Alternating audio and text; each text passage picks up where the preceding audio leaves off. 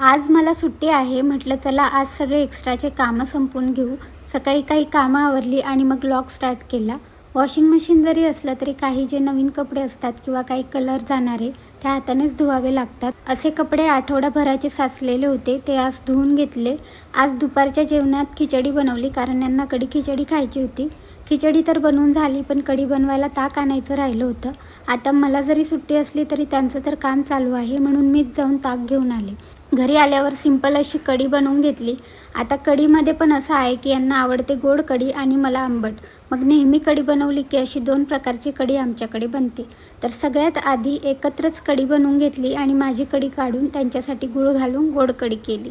मस्त असं जेवण केलं आणि जेवण झाल्यानंतर आज संध्याकाळसाठी फुनक्यांची डाळ भिजायला टाकली. कारण आज कढी पण मी बरीच बनवली होती आणि माझा सकाळीच प्लॅन झाला होता की आज सकाळी कढी बनवू तर रात्री फुनके बनवायचे असं. त्यानंतर म्हटलं आज सुट्टी आहे तर जरा दुपारचा वेळ कामी लावू आणि आज सगळी पाण्याची भांडी धुवून घेतली कारण आज संध्याकाळी प्यायचं पाणी येणार आहे.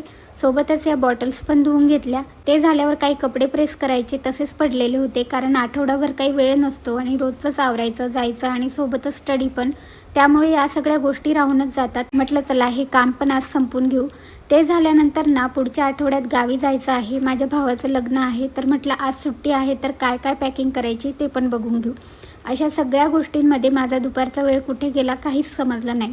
पुन्हा फ्रेश झाले, संध्याकाळची देवपूजा केली. त्यानंतर मग फुनके बनवायला घेतली. डाळ पण छान भिजल्या गेल्या आहेत. फुनक्यांचं पीठ दळून घेतलं आणि मस्त असे वाफायला ठेवले.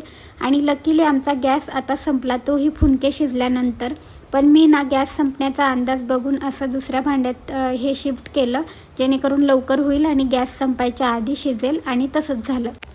आता गॅस संपलाय तर उद्याचं रुटीन जरा गडबडच होणार आहे, त्याचाच विचार करते. तर चला पुन्हा भेटूया नेक्स्ट व्लॉगमध्ये. बाय.